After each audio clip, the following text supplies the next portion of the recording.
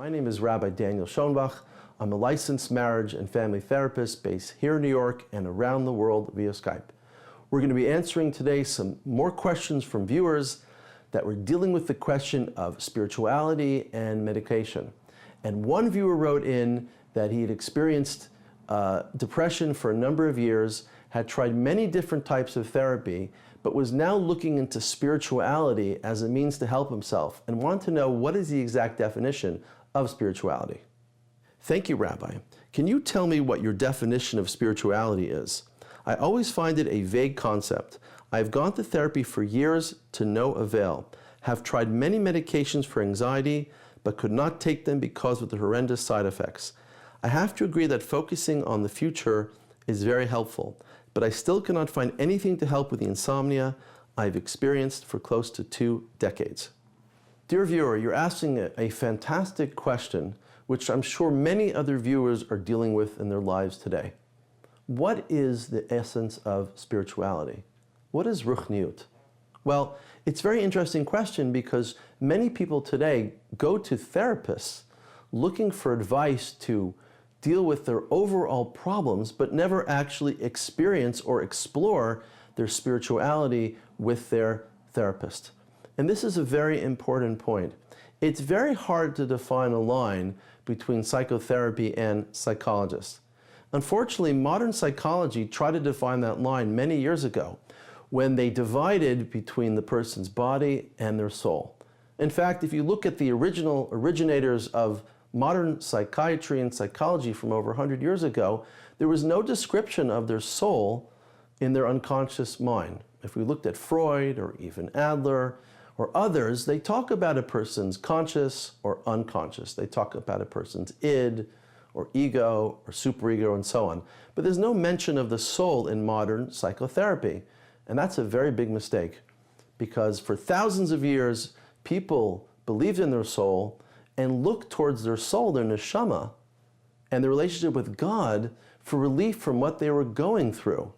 But modern psychotherapy got rid of that and therefore left many people devoid of finding spiritual answers in the therapeutic process.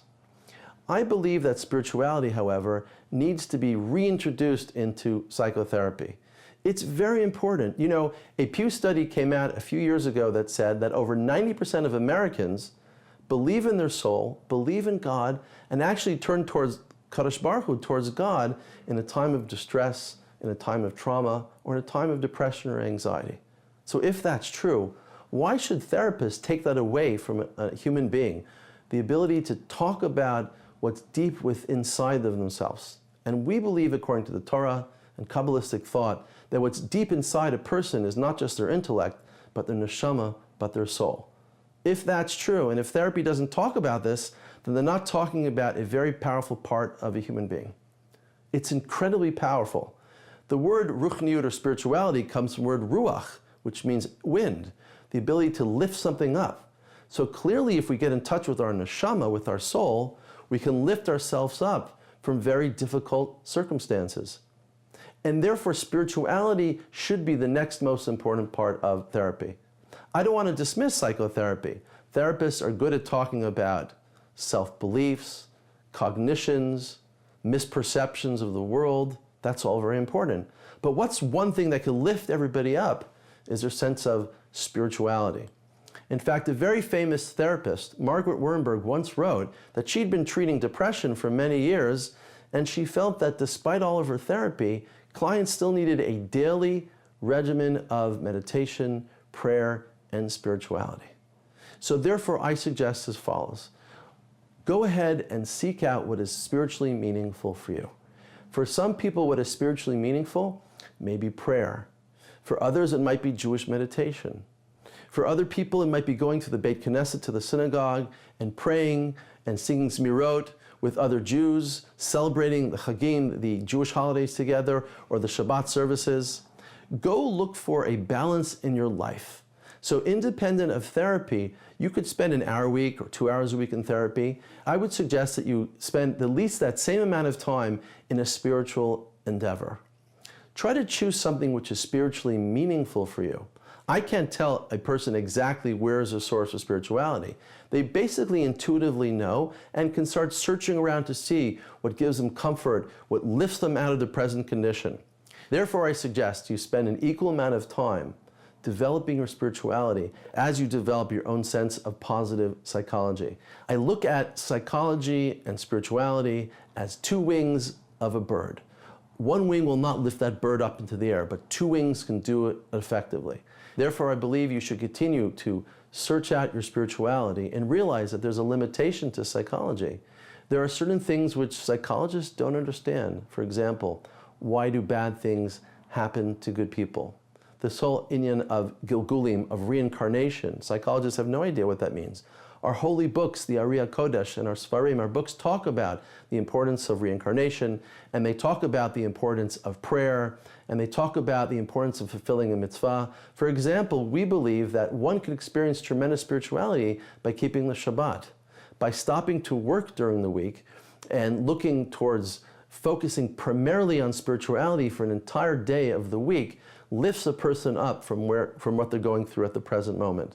So therefore, I suggest that you seek out spirituality as well as seeking out therapy, and I believe together these two things may help you, for example, overcome even your insomnia. Let me give you one more piece of advice.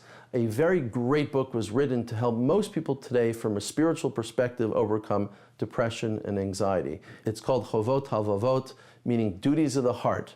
And this great book has a certain section called Shar Bitachon, or the Gate of Trust.